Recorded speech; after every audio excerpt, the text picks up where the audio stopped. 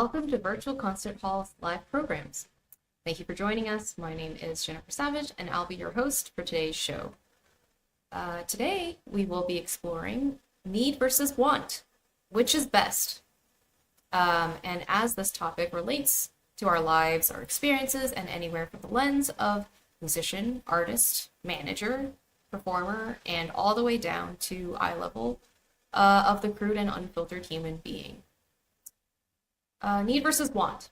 Which one motivates you and which one scares you? There's no one-size-fits-all answer, and this could leave you with more questions than simple answers, but it is more real that way, and that's what we're here for.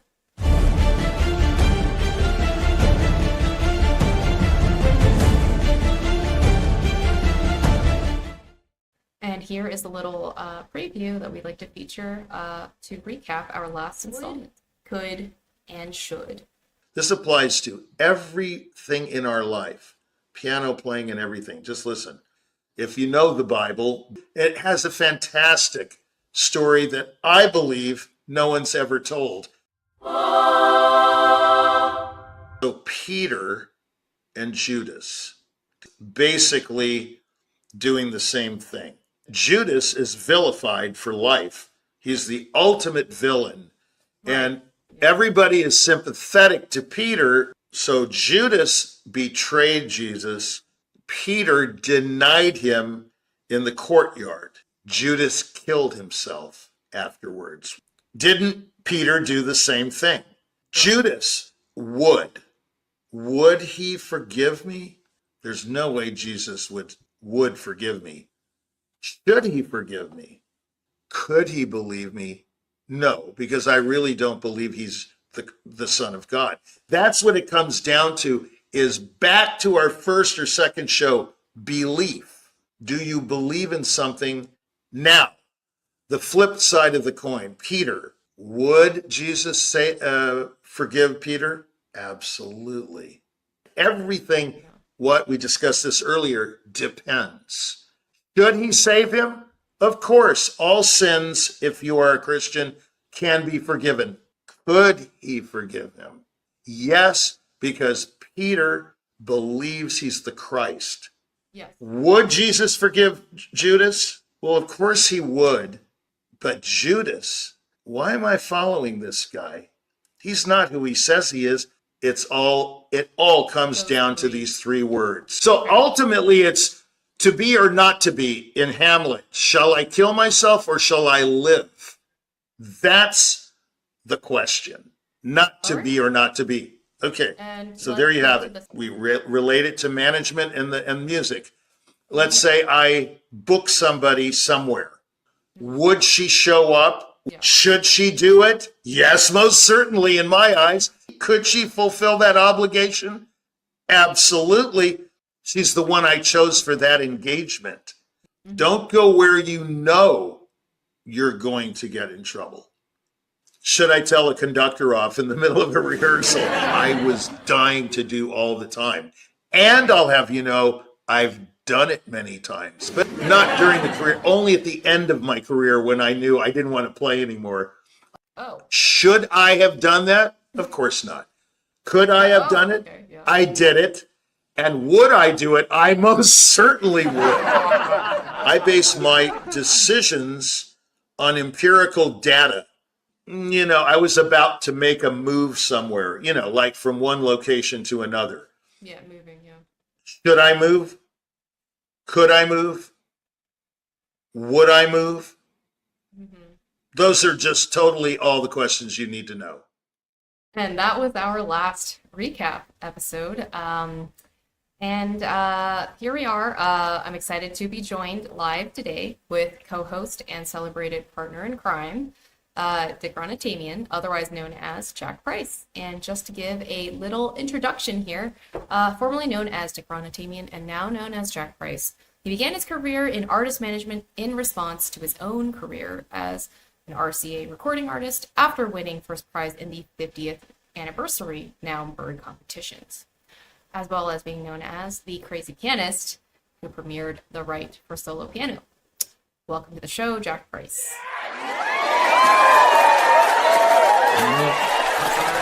I'm glad to be here. Awesome. And let's get right into it, moving along, and dive headfirst into need versus want, and see what's behind door number 1.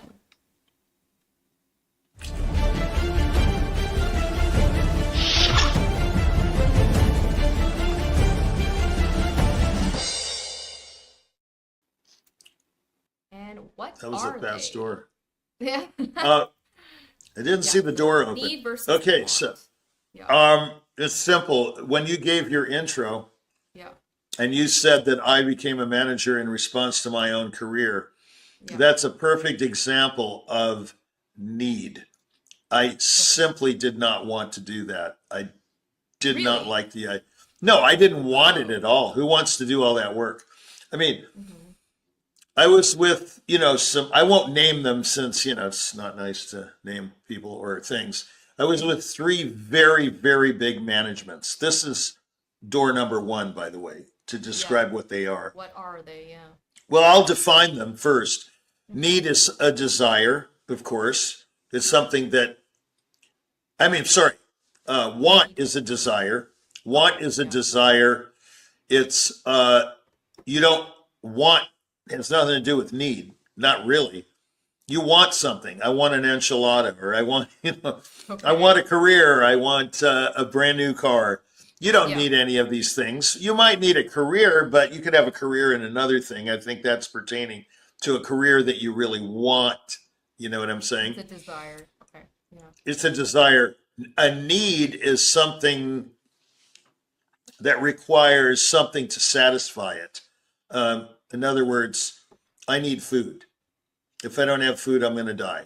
I need water. Yeah. If I don't have water, I'll be dehydrated. I'll end up in the hospital. This kind of thing. Yeah. So it's very obvious what they are.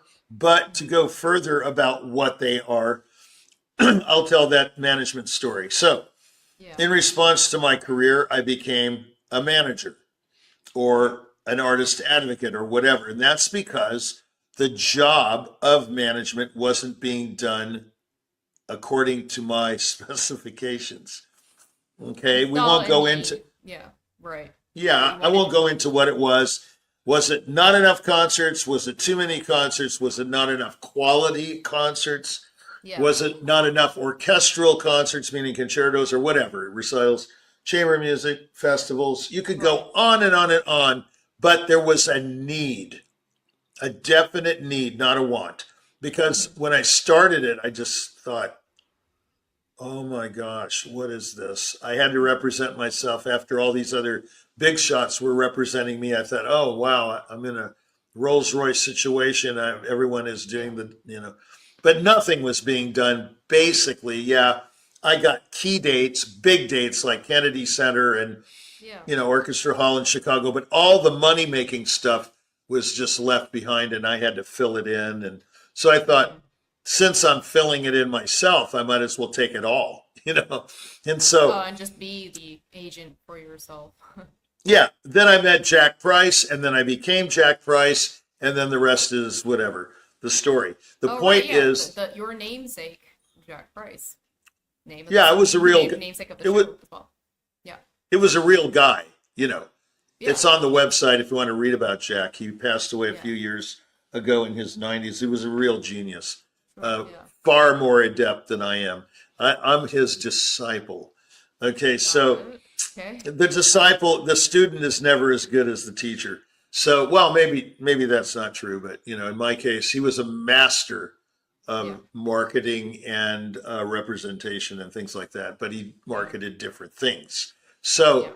There was a great need in my career to have control of that said career.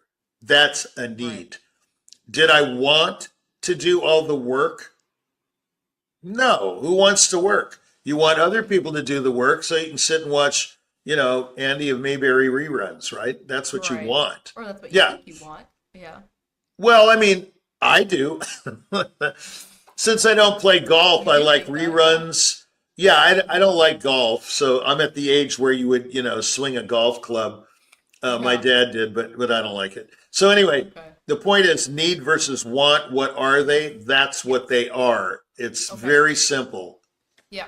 All right. And let's go on to see what's behind our door number 2.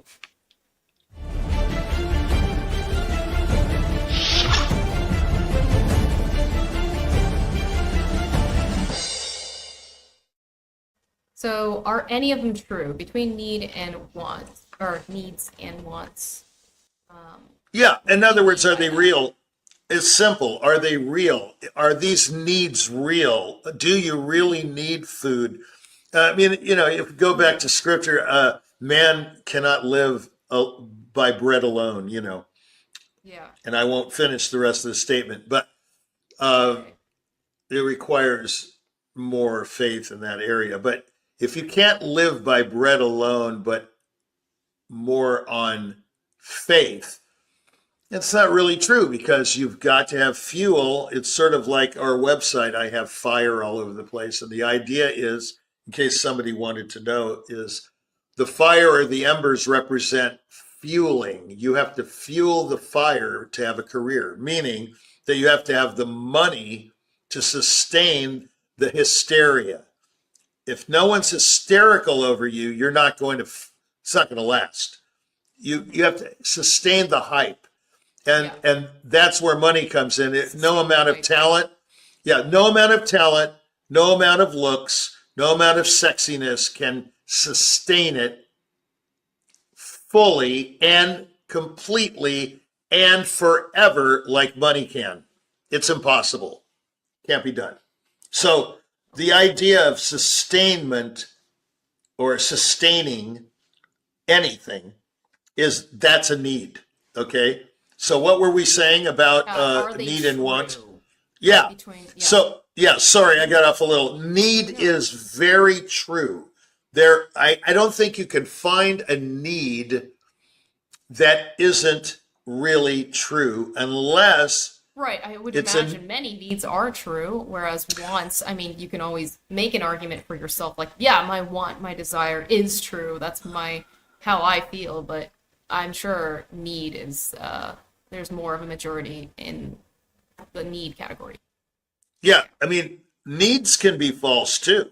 It can be too, yeah, because right. yeah, because people will say, this is a good one. This relates to the musical career acting. Sure. Music is like food to me. This has been said to me. I can't live without making music. My answer is, wow, I can live with just listening to music. I don't have to be an active participant in my own art. I can appreciate the art and it's true. I love Yeah. music to the point where I love to listen to others. I don't just listen. I do listen to myself occasionally, but remember a recording I heard the other day. I haven't heard it in 20 years. And I go, oh, well, that's interesting. So Yeah, so you the love point music is, enough to love it for it just existing and not necessarily because you think that you need it or you think that you need to be the active participant, engaging with it as a performer playing it. You can just live with listening to it. Is that what you're saying? correct. In other words, this need that this person or many people have revealed to me, it's like water. I have to play the piano. I have to play. This is not true. So that isn't true. But most needs, when you think of needs, you think of the essentials in life. Right. Those are true. I mean, you can't deny it. Yes. When a Yes. person stops eating, you call hospice, right? Because Right. they can't continue at that point, and that's when hospice. And people usually stop eating when they're, terminally ill or what have you. I mean, Yeah. very few people stop eating just, and then die. So you So would say the basic necessities of life for sure obviously are true because if they're not true then you would not be alive. I would say, are they real? It depends. And just like the last show we did, everything do they depends. Well, it depends These are on basic variables. No, it depends on variables. When you say I need to play the piano, that's baloney. You don't need Oh, to. I'm saying the basic The- necessities of life: eating, drinking, breathing. Or paying taxes and dying. Now, in fact, I don't want anybody to like report me, but it is a fact that you don't have to pay taxes. Many people don't. Okay. But you do have to die. This is something that's a part of life. It's part of the very fabric of life. And therefore, my question is, why is everyone afraid of death? That's another subject for another day on this show, perhaps. I don't know if I've included it in my 7 seasons of planning, but let's put it this way. Yeah. Death is a necessity of life, but paying taxes is not. So that's kind of a joke, death and taxes, you know. They say, what is really necessary, death and taxes? It's not. Death is. Now, let's get to want. What other ones are true? Yeah, maybe from want. Oh. Yeah. No, I'm just saying I was going to go on to, is want real? Okay. Well, yeah. It is very real for the person who wants. I mean, right.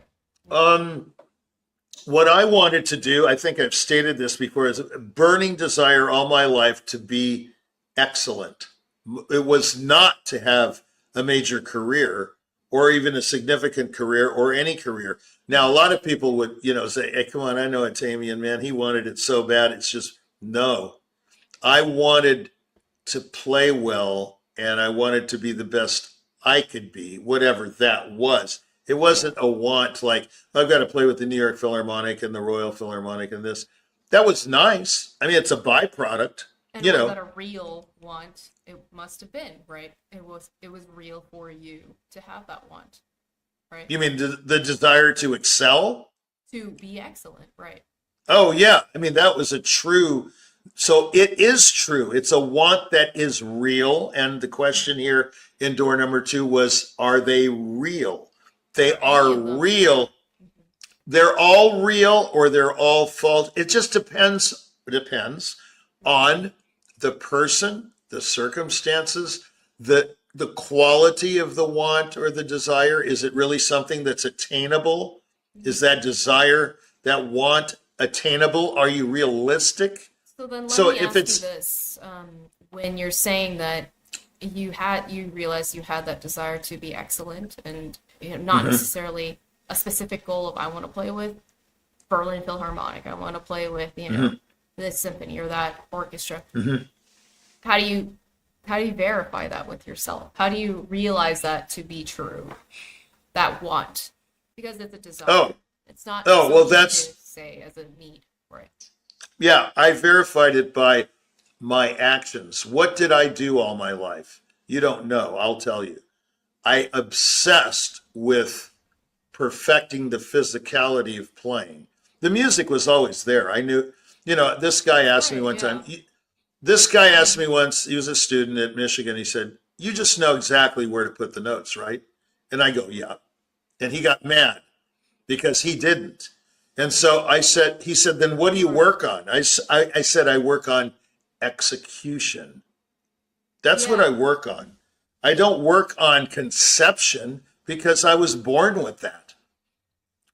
I was born with the ability to interpret the music of others. I've never had a problem with interpretation.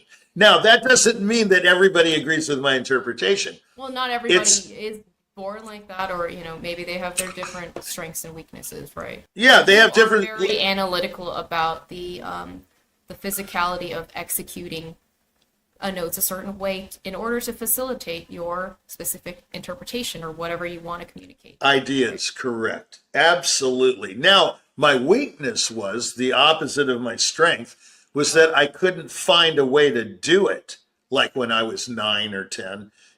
So as I got older, I had a method or an approach to the piano that worked for a breakthrough, that worked for me.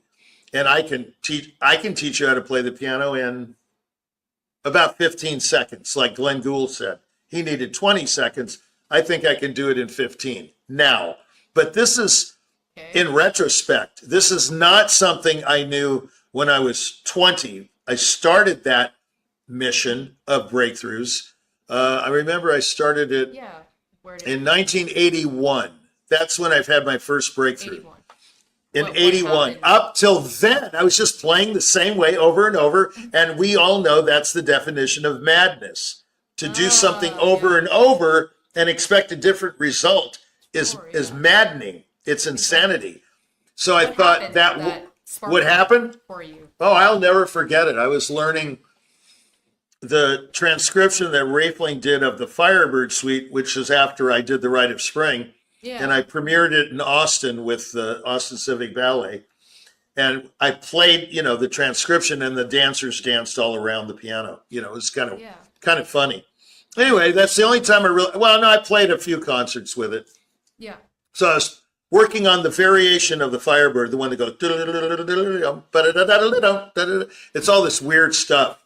It's not like the dance of King Catch-Eye where you can sing it, like bom bom bom bom bom ba-dum, dun dun dun dun dun dun dun, boom. I mean, that's easy, right? But the variation is hard to explain. It's the whole suite. Raefling did the whole suite, not just like the Augusti version where he did 3 movements of the Firebird Suite. This was the whole suite. Okay. Yeah, in its entirety. So, in its entirety, not the whole ballet like the Rite of Spring, though. That was the whole ballet.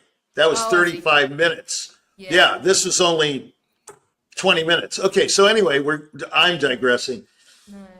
I was working on the variation of the Firebird. It's very thorny, very hard to play because it's not, the flutes are playing it or something. Yeah. And I said, what's going on here? I said, this isn't working at all. Why do you keep doing it over and over? I'm telling myself. To yourself, right. I can't tell you what I did at that moment, but that's when I had this fantastic idea that, wow, I need to change my approach to have a different outcome. So, you see, I didn't know my desire for perfection or what have you, or excellence, was halted by the need for an approach. And that's when I came up with my approach, which, like I said, I could teach you in 20 seconds. And you and I have discussed it before, so you know kind of what I'm talking about. Yeah. It's a series of breakthroughs, leaning to the right, leaning to the left, sitting high, sitting back. It seems real basic, but it's not. Right. Yes. But this is the breakthrough angles, that, angles that this is sort of sparked everything. Well, I started seeing the angles. I started seeing things. Oh, wow, that's a pattern, and that's this, and that's that. Instead of using muscle, I started using bone and leverage because muscle tires. See, muscle's no good in piano playing. I don't know about any other instrument. I can't imagine. It's like when you use the bone's solid, but muscle, it just tires. If it doesn't get enough blood to the area, it's gone. That's where endurance comes in, and there's no such thing as endurance if you're playing correctly with the bones and leverage. That's my deal. Now, I believe that's solid. No one can refute it. That's a true physically, physiologically, or scientifically, it just happens to be true. Bone doesn't tire. So, out of a need, out of a desire or a want, I got my need satisfied. Okay, I don't know if that makes sense. And that's how you verified that your want was true. If any of them, it was true. This was how you. Yeah. And it verified that I could accomplish that desire. I could actually achieve. You could go through with it and follow through, and so that then each performance became more and more what? Consistent. Consistency is everything. And I repeated this many times on the show. I said, if you know what you're doing at every corner, nook and cranny, you can repeat the act. Okay? So if you know what you're doing, you can repeat the act. If you say, oh, I had a good night last night, it's no good. Right. That means you're throwing the whole thing. Yeah, you're throwing the whole thing to luck, throwing it out the window, the approach, the technique, this word is not so good, but just like musicality. I laugh every time I see that on the intro. I hope people don't think I thought of that, but it was somebody else, some marketing person, right? Musicality is to me a very bad term, as well as technique, as well as rubato. I don't believe that rubato is a good term. I don't believe technique is a good term. And I don't believe that the other one is a good term. Well, so then why is that? Is it just because these terms are they evoke a certain, like tunnel visioned way of thinking? I don't know why musicality came about, but it's musicianship is what they're talking about. Okay. There's musicality, but what is musicality sounds like? Like it's just jazzed up. I don't know. It's like some kind of weird marketing term or something. Flowery term, yeah. Yeah, musicality. Even the sound of it makes me sick. Musicality. Okay. What about his musicality? Yeah. Okay. No, it's off the tangent, but out of this desire for excellence, I came up with words. For example, I desired to, as a marketing person, to classify classical music as something else. I came up with two terms: serious music and continuing music. That's what I call classical music, because classical only refers to one era, the classical period. And secondly, serious music encompasses not just classical music, but jazz and film music. In other words, screen. Yeah. So to me, film music, classical music, and jazz are serious. The rest of it, to me, I have to qualify this, is not serious. Like rap, for example. Now, I'm sure rap artists consider themselves very serious artists, but is it really? What makes you? What makes them not count as serious music, or not specifically rap, but what are the qualifiers for what you consider to be continuing music, as you're saying? Well, because you have to decide whether or not this form of music, and challenge the form of music itself, is going to last. I mean, proof's in the pudding, okay? Even music antiqua and Gregorian chant has lasted to this day. Do you really think that, 50 Cent and all this stuff is going to last for 4 centuries? That's, I guess, again, it's a matter of interpretation. It's a matter of opinion. Do you see where we're going? History, right? I mean, yeah. Sure, well, it is a mess. We are living history. We always got to. Yeah, we're making that history now. Right. Exactly. So we'd have to be alive 400 or 500 years from now to make my valid claim that it's not continuing music. Okay. Yeah. But in fact, if you had a time capsule and you buried it and said this is rap, and you found it 500 years from now, it continued. Somebody listened to it. Right. But you know what I'm saying. Yeah, I see. I'm talking about. It's fascinating. I'm talking about your, what you define and your qualifiers for what is these two terms that you coined, which are, serious and continuing music. But it's a marketing term. Yeah, absolutely. But it's a market. It's my way of identifying the music. It's not really what I believe necessarily. Okay. But I think the framework of marketing. Got it. Yeah, but well, that's what this is all about. It's from my eyes only. And as a manager, as a marketer, as a business person, from that vantage point. But okay. Yeah, if I was a brain surgeon, I was doing this show, I'd have a totally different outlook, I'm sure. Wouldn't doubt it. All right, let's move on to have a little break here with some music. We've got a little clip in store and that we'd like to show, and enjoy.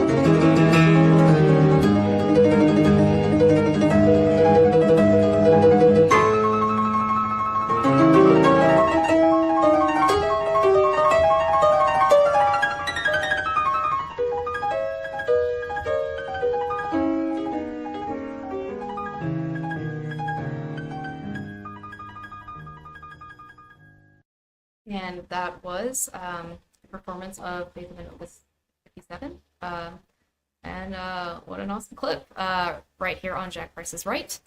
And without further pause here, let us see what's behind door number 3 for our next subtopic.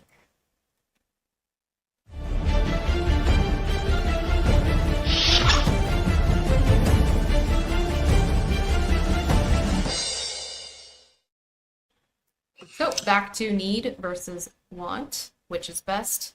Our subtopic here is which one is the best, right? Yeah. This is our what we're trying to figure out here on our episode. Need versus want. By far, sorry to interrupt, by far, No. want for me is the best. If you want a definitive answer, and I'll use the Appassionata. Okay. That clip is very telling. Yeah, sure. That if you noticed, if you were listening carefully, the opening, I didn't go boom, boom. Okay, in other words, I wanted to stress the fact that the C is the principal note, the A flat is a passing note to the F, okay, and it is less important than the principal notes F and C. The idea, if you go dum, da dum, everything's equal. My desire, my want was to show the listener that I know the difference between principal and auxiliary, okay? If you want to look at it really analytically, and throughout the whole thing, it comes down to hearing the harmonies clearly and my desire to show that the long notes need to be held longer and the short notes need to be shorter. That's it. That You're not is the thinking proof. about where you're going with that opening, like you're going to the F, or you're, Oh no, I'm absolutely know where I'm going, and I know where I want to go. The whole arc of that phrase is and making sure you don't play the next D flat too early, because that grand pause, if you will, must be felt longer than just 1, 2, 3, In other words, there's nothing like playing with a conductor that can feel the music, that can feel those harmonies changing and moving to one that just counts. Because they're not feeling the harmony, they're just going boom, boom, boom. Yeah, I mean, this has been afflicted me all my career, and I would go back to the hotel and bang my head against the wall and say, how come he's not like me? And that's the whole desire, is you want everybody to think like you do, and they can't. Why? Because they're not you, they're them. Without criticizing, without inflicting all this, he's garbage and all this stuff. They're different. they feel differently. Maybe they don't feel the phrase at all, and they have to go metronomically, whatever. It doesn't matter. It's my desire for excellence, and so why do you say that you believe want is the best? Because it motivates. It's just like faith versus knowledge. You could make an argument that it overlaps. Your want becomes a need. No, need is an essential. Need to me is an essential. Want is a desire, and you don't need it. I don't have to go boom, boom. I can go deem, boom. And then I can come in on the next day flat whenever I want to, if I want. Boom, boom, boom, boom. But I don't do that. I come in much. Want the best? Because it fulfills my desire. It's the desire. I want the desire. You see, I mean, I would relate it to some other subjects, but we can't here on television. Okay. So the point is, if you desire something, it's far more motivating, like faith, than knowledge, which is, oh, her hair is black, or that sofa is cream colored. That doesn't do you any good. It's something that's apparent, and you're observing that it is cream colored. But if you say, Go ahead. Yep. Well, if you say, I believe it's cream colored, that's a whole different universe. Right. So I believe it's boom, boom. I believe that sostenuto on the C is absolutely essential. So it becomes a need for me, but it's really just a desire. You see? So the desire is motivating. The need is not. It's an essential, but it turns into a need sometimes. Like for me, I have to do it that way because I totally believe that's the way it goes. It's a bit of both. What it is, right? But first and foremost, for you, it's a want, it's a desire. That's what motivates you, and that's why you believe. Correct. Yeah, that's good. That's a good way of putting it. Yeah. Yeah. That's it. Any closing remarks before we get off for here? The only closing remark I would make is the reason I make these distinctions is because in all of the shows, right? Because probably a lot of people would think, well, this is really too detailed for my taste, Like almost too pedantic to come up with these terms, whether it's serious or continuing music, those two terms. I don't think anyone would accuse it of being too pedantic. I think it's exciting or boring. And in other words, to me, this is a very exciting thing, is to tear things apart and get to exactly what they mean and describe them and define them and blah, blah, blah. Yeah. But to other people, like I know a teacher that used to tell me he's probably going to roll over in he's not dead yet, so I better be careful. But he said, hey, listen, I don't care how you do it, just do it. So I said to that person, that's not what I'm about. This is like what you were talking about earlier. If you're going on stage, you need to know what's around every turn of what you're playing. Absolutely. Otherwise, how do you replicate? How do you tell people how you did it? How do you know that you can do it again? It's like replicate that consistency, right? Hence, that person is inconsistent, and I'm not. So I chose the route of being consistently whatever, expressive, consistently rhythmic, consistently solid, whatever you want to call it. But that person who said, just do it I don't care how you do it. How is the operative word. Just do it. Like the Bible says. Well, just do it requires a method. You can't just do it. You've got to have a way to do it. You need to know the how. Yeah, exactly. Yeah. You got to know how to do it. Yeah. You can't just do things. No. It's like the brain needs, like I'm going to reach for the edge of this computer. The brain has to register that movement. Yep. Okay, got it. Yeah, great closing thought. Thank you for your time, Richie. It's been great having you on, and we've really got to the nitty-gritty of need versus want, which is best. And I think that's all the time we've got.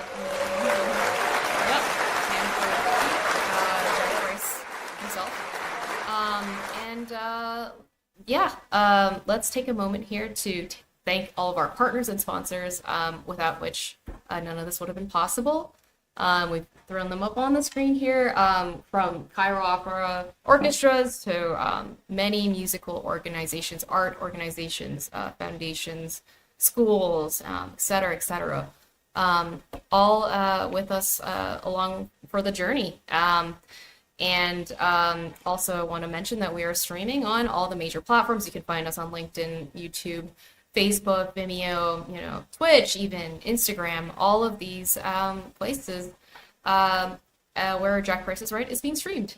And today's broadcast was powered also by, and big shout out to, Krisztian Palagyi, directing behind the scenes. Couldn't have done it without you and any of you. And we are sincerely grateful to have everybody along with us on this journey. And yep, that's it for today. This has been Jack Price is Right. I'm your host, Jennifer Savage, and I hope you've gotten a little something out of it. I know I did. See you next week.